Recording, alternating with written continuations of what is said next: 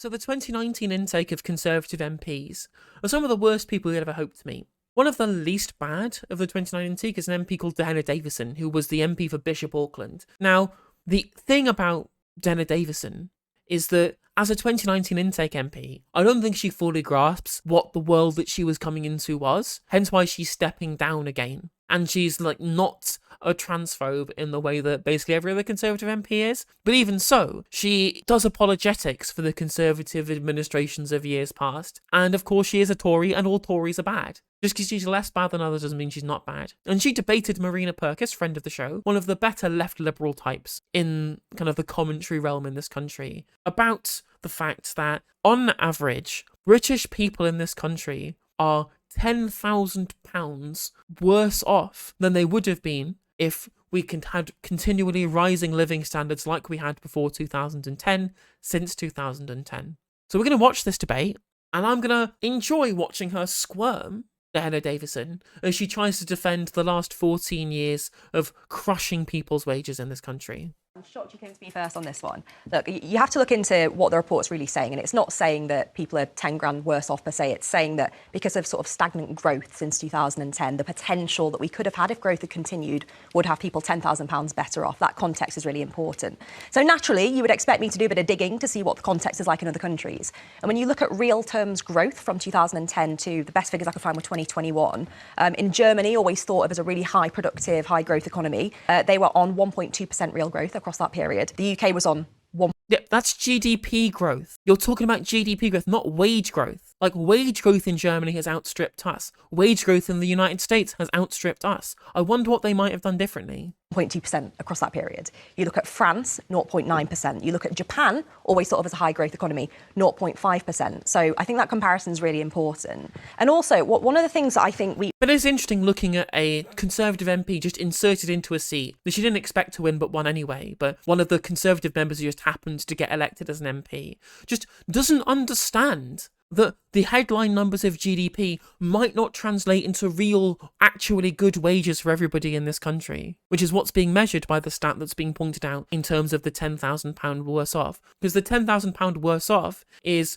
not just a metric of failure to get growth, because we haven't had that much growth, but it's also a failure of supply-side labour market reform. Well, something I bang on about on this channel all the time is banging on specifically about why supply-side labour market reform from George Osborne was deliberately done to suppress wages in this country, which is why our wage growth has been way worse than countries like Germany and the United States.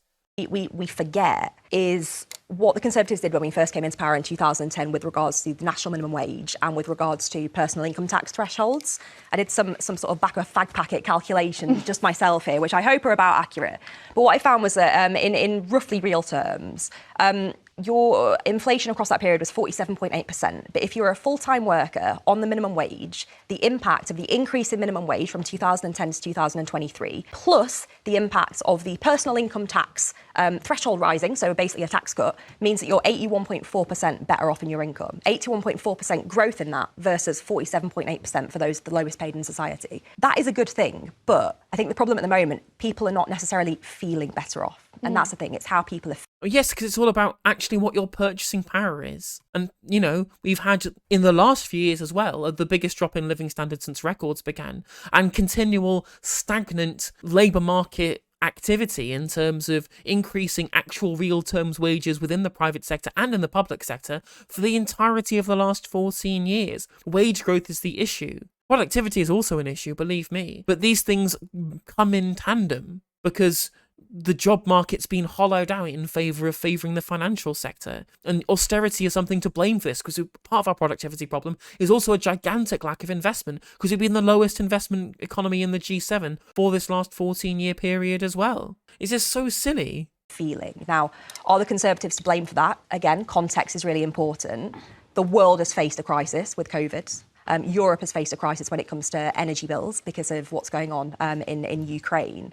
There's a lot of Okay, so let's examine both of those comments here, Dehenna. So we are uniquely exposed to the energy crisis because of how privatised and how dependent on gas our energy sector is, which, France aren't, they've capped the bills at 4%. Norway isn't, they use hydropower. So that debunks that point. And specifically about, well, other countries are feeling the pinch. Yeah, over in America, where they've been doing pro-labor policy and they've been doing expansionist policy, bottom quartile wages are outpacing inflation. Consumer sentiment is back up at pre-pandemic levels and continuing to rise. Yet over here, where you've had contractionary policy, where you've implemented even more austerity under Jeremy Hunt, all that we've been left with is declining living standards. Corporate profits, though, they're continuing to increase. I wonder why they're these two different particular situations between the United States and the US based upon broader fiscal policy. Context. And I think any government in power would have seen very similar things happening with inflation and with low growth over the past few years. Even if you look at the stats that you just gave or the report that's just come out, the fact is we're in a cost of living crisis in this country.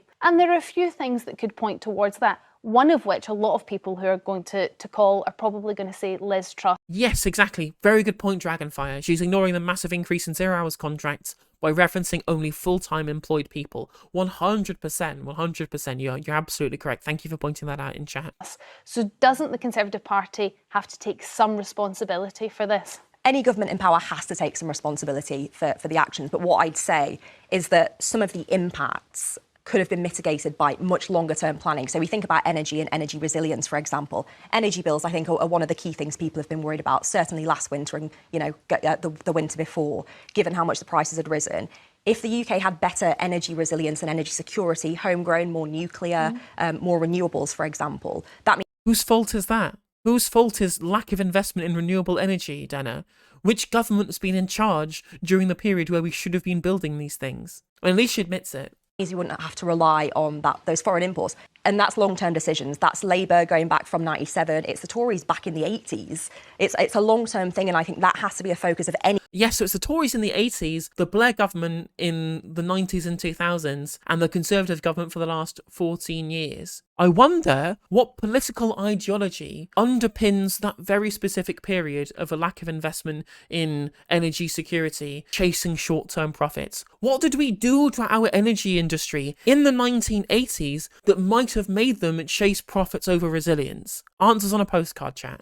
Any government moving forward is our own energy security here in Britain. It is probably true, Marina. The Conservatives have a lot of things they could point to give reasons why we might feel less well off, and certainly according to this report are less well off. And they will do, just as you have. You've done the typical Tory trickonomics thing, pull out some random figures that sound all right, but actually you've just got to look at what do you feel like? How far are your wages stretching? What do they cover? And the fact is, this report has unearthed it, people are poorer. And it's looking at disposable income. So let's be really clear and look at what your disposable income is impacted by. It's taxes. They're the highest they've been since the Second World War. It's your rent. I mean, I'm glad she's going on to rent here, but I like Marina. I think she's making good points here. But you have to focus on supply side labour market reform. You cannot have this conversation if you don't put front and centre the deliberate and calculated desire by the Conservative government to ensure that wages are suppressed for working people. Union power be suppressed by the Conservative government. The ability for workers to organise through monetary and fiscal policy, on top of anti-union legislation, on top of cutting back benefits and things like that, which again does drive down wages too. This is the key issue with supply-side labour market reform. It has to be front and centre of this discussion here. There's a shortage of houses. There's no houses being built, or it's your mortgage, thanks Liz Truss, or it's your energy bills. Again, second highest on the planet, I think. Food inflation, Brexit, and also you point to all these countries doing worse than us. You're one of these champions of Brexit. Mm-hmm. We're not supposed to be comparing ourselves with the countries doing the worst. We're supposed to have been, it was supposed to be a golden era for post-Brexit Britain. But Marina, and actually, you compare us to Germany. Germany are in the position where, they have to wean themselves off Russian energy, so they're in a really tricky spot. But we were supposed to be doing better. Every single thing that I've just listed there is all... And this is weak argumentation. This is really weak argumentation. Because again, the issue with Germany is, whilst they may having problems and been going into recession now, and she's right to mention Russian oil and gas, the key issue here very specifically is worker remuneration. It's worker remuneration. It's better in Germany because they haven't done, even their Conservative Party when they were in power, they kept things like workers on corporate boards. They kept things like, controlled rents in places like Berlin as well, or that's mostly devolved anyway. They have continually made sure, in terms of labour market policy, went to working people as a share in terms of how those money is generated, how the profit is generated. At least some of it got shared with workers. Over here, all of that money's gone into the financial sector. It's all gone into the pockets of the profiteers of the big businesses because they've implemented, many times on this channel, supply-side labour market reform. It's the most important part of this discussion. All down to government mismanagement, and the Tories are to blame for everything. I just hope people start to see that they are responsible for the fact that you can't afford what you used to be able to afford. When the Conservative Party came to power, there was a note left in the Chancellor's desk saying that there is Oh my God, Storm Huntley, why? Oh my God, I'm so sick of hearing about the notes. I mean, Marina Perkins has got her finger up, so she's going to respond here, which is going to be good. I'm looking forward to it. But unless you push back against governments being like a household budget, there's going to be an incomplete response. I'm so glad you raised this, Storm. I'm so glad you raised this. Labour, when Labour left office, the government debt was 811 billion. That was after 13 years in power, and that was after they bailed out the banks because of the financial crisis. Tories, do you know what we're at now? 2.54 trillion. That's over, for the first time, that's over 100% of GDP. We have to pay for that. And also, look around. What works? So I have what is our money spent on? I have a question. That's a really good response, actually. I'm really glad you put it that way. Again, there's no problems in running a fiscal deficit, especially when you're in a recession. We were in a great recession after 2008, and it was right to deficit spend. It was right to kickstart the economy using Keynesian stimulus. That was a correct thing that we did. And the issue with our economy stalling and not working during that period is because we entered what's called a liquidity trap, which is investment kind of flatlines, even though the state lowers interest rates to rock bottom. So even with really cheap credit for businesses, so the correct response is to do more fiscal stimulus. So what Corbyn's plan was for a national investment bank. They would be creating new money using the people's quantitative easing by selling bonds directly to the Bank of England to fund government spending on a national investment bank to start up new cooperative and small businesses. And that was their way of kickstarting the economy, by creating new liquidity outside of private investment, because even rock bottom interest rates weren't getting people to actually invest. So it needed direct state involvement, but the Tories didn't do it. Like, the Corbyn plan was the correct one in this instance. And there's nothing wrong with running a fiscal deficit. There's nothing wrong at all with running a budget deficit if you get something in return, if you get assets in return, if you increase your balance sheet, right? If you increase your assets as well as your liabilities. And we didn't get that either, because all the QE continued, all the quantitative easing continued, went into the pockets of the financial sector, bumped up the stock market and the financiers and the City of London, whilst the North was getting stripped away, whilst council budgets were being cut by 40%. That's where all of that extra budget deficit went under the Conservative government. So it's fine running a budget deficit, but what did you finish off with in response? What did we get from that budget deficit? What did you spend the money on? And the answer is, of course, nothing. The Tories spent it on nothing at all. Would you not have done furlough? 100%. So you would have. And do you know what? This is. I knew you. Do you know what? I'm so glad, because I knew you were going to say that. I'm sure you do you know what furlough cost us? £70 billion. In the grand scheme of things, £70 billion to bail out a country told to stay at home. That's nothing. That's literally shrapnel you find down the sofa. I'm talking about the hundreds of. I'm talking. And also, in fact, the debt to GDP ratio was continuing to increase every single year from 2010 to 2016 anyway. Like, if you want to talk about an increase in the debt to GDP ratio, even if you just do before the coronavirus pandemic happened, before the energy bailout happened, we were still increasing our debt to GDP ratio even before then, when there was no money left, when that's, of course, a lie. Like, sovereign currency issuers can't run out of money. The debt to GDP ratio was still increasing under George Osborne because of the quantitative easing that they gave to the financial sector. So that's the response here. You say, well, QE was still happening. Our debt to GDP ratio is still going up, even before furlough happened. So you can't just blame furlough for why the debt to GDP ratio is high right now. She correctly blamed lack of energy security. But even before then, even before the energy crisis and before furlough happened, our debt to GDP ratio was still increasing. Talking about the hundreds of billions of pounds that we have wasted, the government has wasted and frittered and siphoned and just corruptly spent.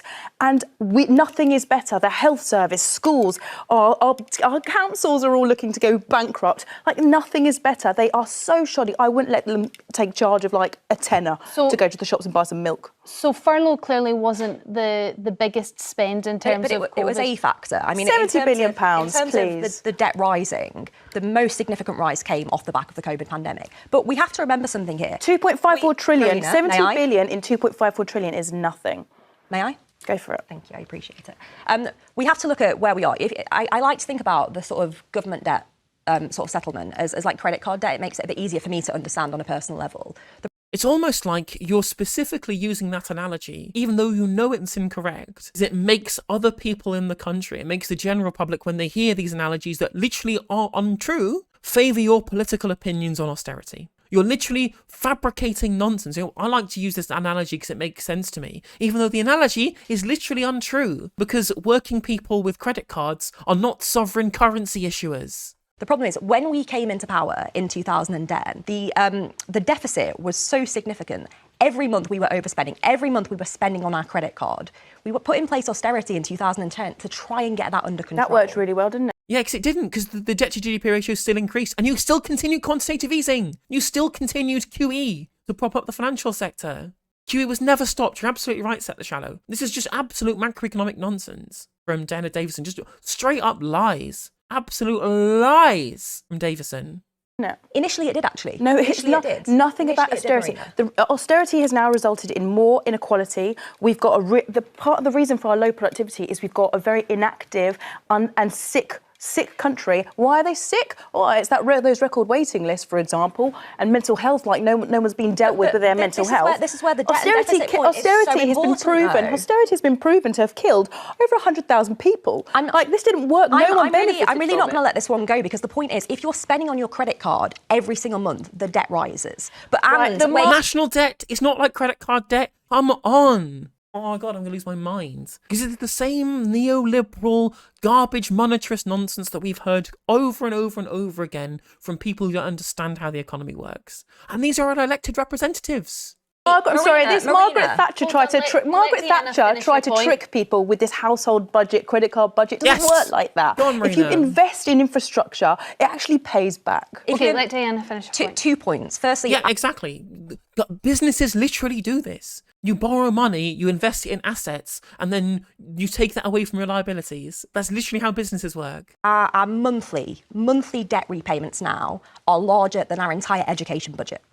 That's wrong. That's mismanagement, And that started way back in the Labour years. Let's also talk about PFI. Let's invest And again, 30% of that owed to the Bank of England, who are literally our currency issuer. in infrastructure. Great, I agree. You don't do it on a credit card. You don't do it on a buy now, pay later, which is effectively what Labour did in 1997. They had to bail out the banks to stop everything collapsing. Gordon Brown is blamed for it. Actually, PFI was pre that. Hospitals built in 2000, 2001 on PFI deals, contracts that we are still paying off way over the prices that they I should wonder have how paid much that for. cost in the grand scheme of things compared to what the Tories blooming have wasted. fortune, Marina, Tories have wasted fortune. £100 billion since 2000.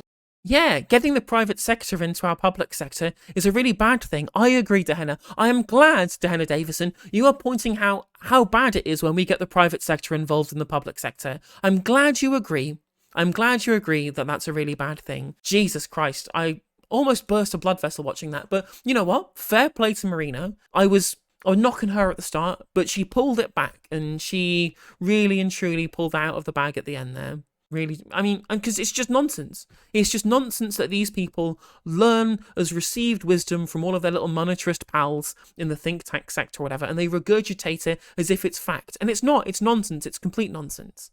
So well done, Marina, for calling that out. Hey there, if you enjoyed the video, make sure that you like and leave a comment. That helps the video out in the algorithm. If you subscribe and ring the bell, it'll let you know when I go live. I stream every day on YouTube and Twitch. You can also follow all of my socials down in the description. And if you want to support me in a more financial manner, there's a join button for memberships. It's just 99p to be a member on YouTube, as well as a Patreon, and there's some merch there as well. And hopefully I'll catch you on the next video. Take care.